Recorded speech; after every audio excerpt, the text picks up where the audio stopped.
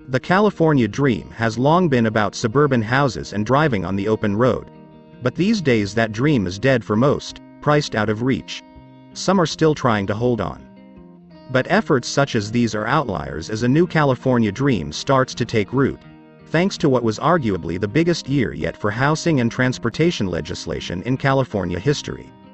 A broad coalition that included housing advocates, construction workers, nonprofits, environmentalists and businesses got a record number of bills through the legislature, most of which were signed into law by Governor Gavin Newsom.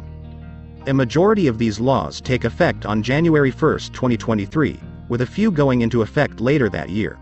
Whether you're a tenant, homeowner, business, nonprofit, religious organization or local government, there's something in this year's housing package that you can use. And projects as small as adding a bedroom to as big as transforming an office park into a mixed-use development are all in play. Accompanying this housing revamp is a transportation package that will reduce the number of car trips in California by improving walking, biking and transit, by making it easier, safer and faster to build new infrastructure. Here are some of the big opportunities coming.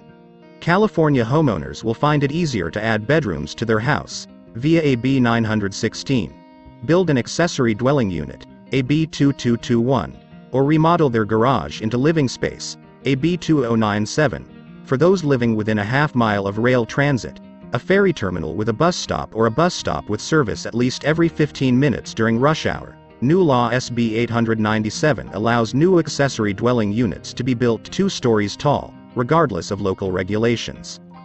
AB 2559 sets up the legal framework for reusable tenant screening reports for people looking to rent. This will soon make it possible to apply to many apartments at the same time without having to pay multiple screening fees. SB 649 will allow affordable housing to prioritize tenants who live in the neighborhood and are at risk of getting priced out of the area. To address the challenges tenants face in finding low-cost housing that allows pets, SB 971 will require new affordable housing to allow common household pets such as cats and dogs. Finally, SB 1017 offers tenant protections to domestic violence survivors. Because of the pandemic, more restaurants are offering outdoor dining and more people are working from home.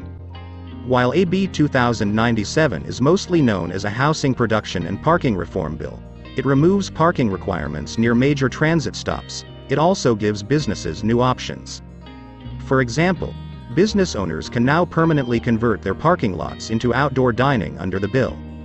More ambitious business owners will be able to build housing on their parking lots or replace their properties with mixed-use buildings that have apartments above the store by using SB 6 or AB 2011, a pair of bills that allow apartments in commercial zones.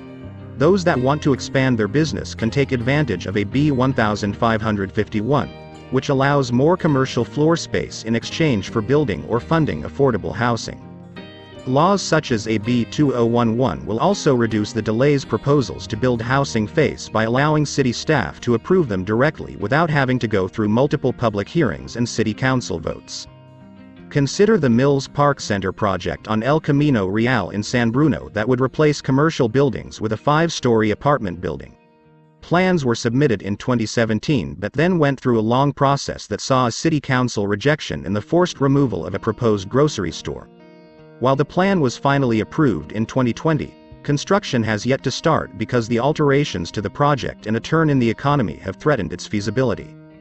For those starting a business, SB 972 makes it easier to run a street food stand or cart, while AB 2097's removal of parking requirements means that more locations will be legal for restaurants and retail, which typically have high parking requirements.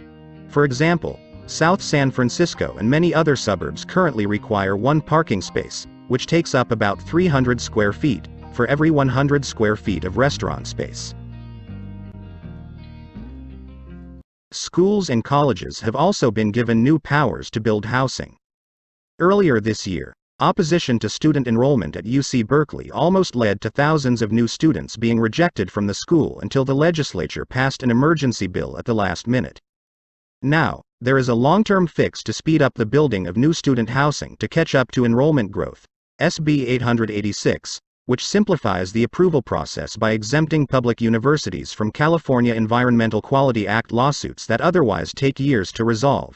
For public school districts, AB 2295 allows them to build apartments for teachers and other employees on their land, regardless of local zoning.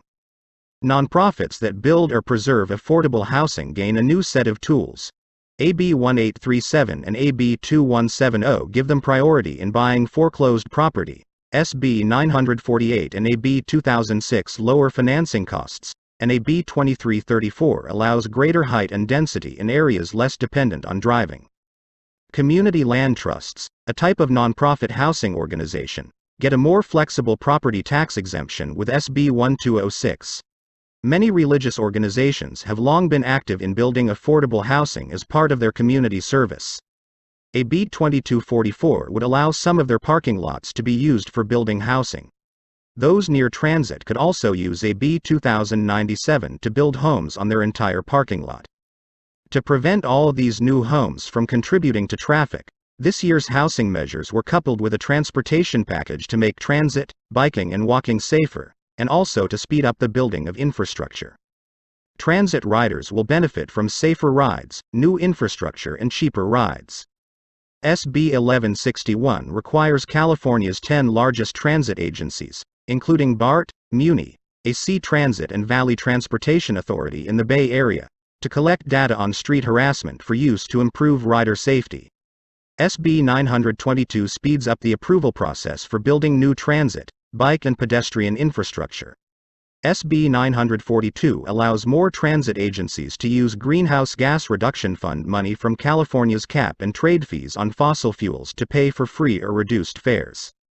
Since almost any transit trip inevitably involves walking, there are several bills to make pedestrians safer.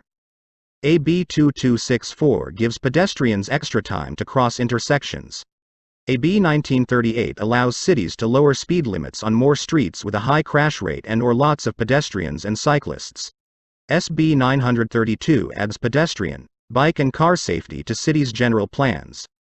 AB 2147 legalizes crossing the street in the middle of the block, which can often be safer than crossing at an intersection with turning vehicles.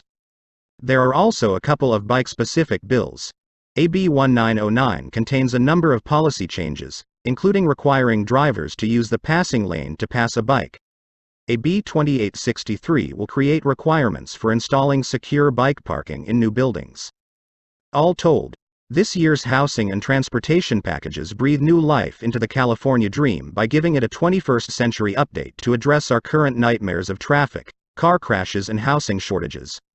In the near future, Californians will be able to live closer to work and shopping, get around faster and safer, and have more options for building a business or home.